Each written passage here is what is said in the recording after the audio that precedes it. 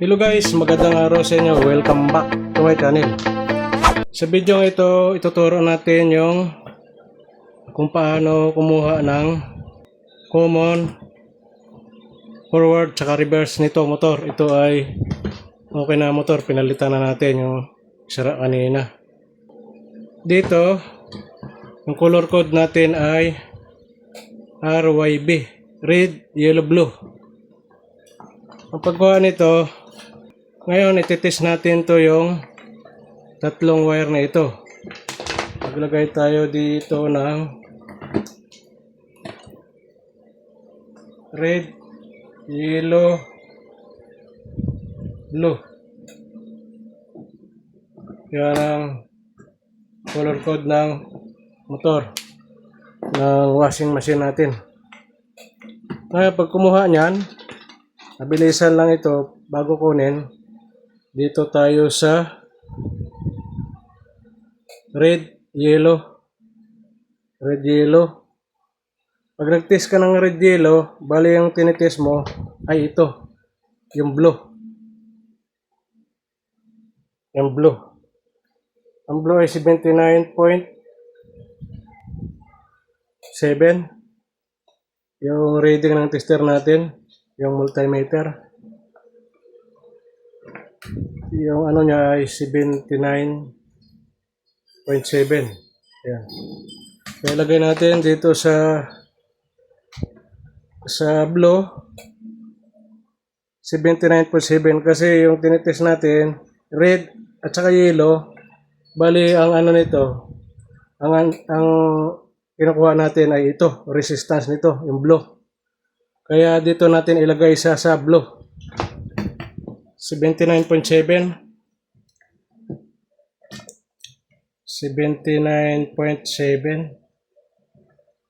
ohms. Yan. Ngayon, kunin naman natin yung blue at saka yellow. Ang kinukuha natin ay, ang kinukuha naman natin ito ay resistance ng red. Ang lumabas ay 39.9 ohms. Ayan. 39.9 ohms. Yung kinukuha natin ay red dahil siyang nawawala. Ito. Kaya itong resistance ng red, ito yung kinukuha natin. Pag nag-test tayo ng blue at saka yellow, red yung kinukuha natin ng resistance. Kaya 39.9 ang sa red. 39.9 ohms. Ngayon, nakuha natin yellow na lang. Kaya ang titest natin, yellow. Kukunin natin ang blue at saka red. Kasi yellow ang kinukuha natin. Dapat di sila magkalayo guys. Dapat maging 40 ito. Yan.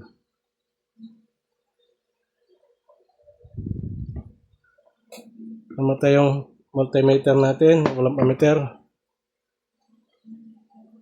Ang sa yellow ay 40.2. 40.1 ang lumabas. Kaya konti lang diferensya. Kaya pag nagkaganon, ibig sabihin 40.1 ohms. Ibig sabihin ito yung common natin. Yan. Ito naman yung forward reverse natin. Kahit magkabaliktad lang naman guys yan, walang problema yan. Ngayon, papandarin natin itong motor. Gagawa tayo ng koneksyon, simple koneksyon na mapandar lang natin yung motor. Kaya ang koneksyon yan, ito. Kasi ito yung blue, ito yung common, ito yung blue, B. Bali, shortcut lang yan. Ito ay pupunta sa saksakan natin, yan. Ito naman yung pupunta sa kapasitor. Ha? Forward at saka reverse. Forward at saka reverse, R lang yan. Ito ay capacitor natin. 10 UF. Yan. Ngayon, ang gagawin natin na koneksyon ay simple lang. Papandarin natin, ganyan. Ito ay papunta sa kukunik natin dito. Yan, ganyan yan. Ito yung plug natin. 220 volts. Tapos ilipat-lipat na natin to guys. Para makuha natin ang forward and reverse niya. Ito, line 1, ito line 2. Pag umandar na ito, ilipat natin. Ito ang magiging forward and reverse niya. Ngayon, papandarin natin, lagyan natin ng fuse. Ito yung fuse natin na 10 amperes. 10 amperes na fuse. Kaya ang koneksyon natin yan.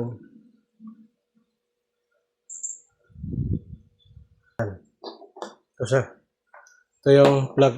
Kasi lagyan natin ng fuse. Ito natin ilagay sa common. Blue. Ito yung common. Yan. Kaya ano natin yan dito, ikakat. Lagyan natin ng fuse. Yan. Ito ng fuse. 10 amperes.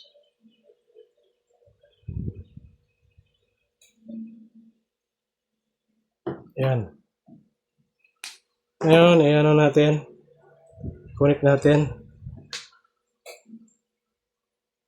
Diyan natin ang wire nut.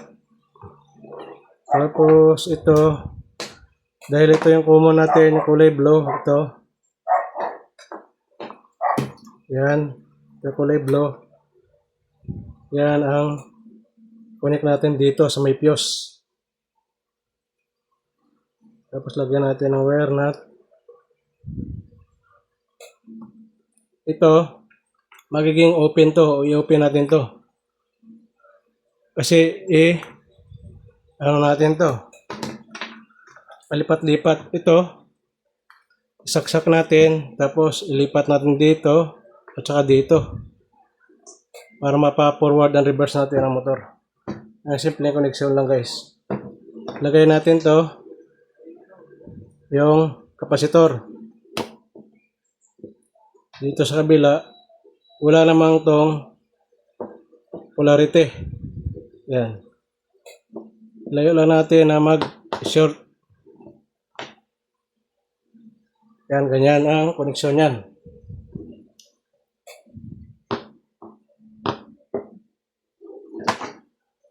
Balatan natin para mailayo natin yung wire. Baka mag-short. Ayan, okay na guys. Malayo na.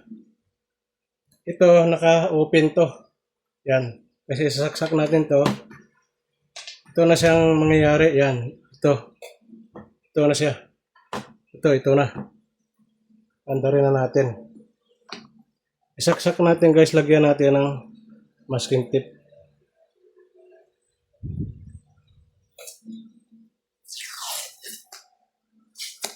Para makita nyo yung ikot ng motor. Yan. Tapos hawakan natin ng ganon. Para hindi isa pumiglas. Yan. Open yan.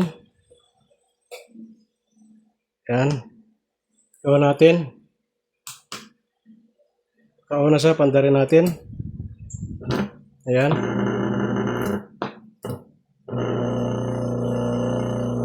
Ayan, forward. Dito ang reverse. Ayan, nagre-reverse siya. Pag sa timer na ito, ayan, nagagana. Yan lang ang koneksyon niya guys.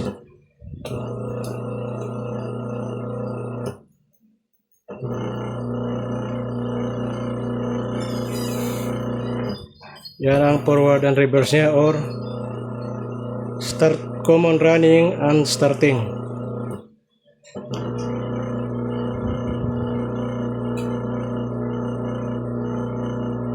Kailangan lang natin ng kapasitor.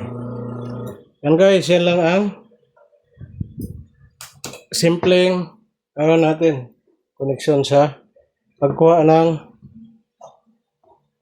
forward and reverse natin. Yan lang ang connection natin. Ito.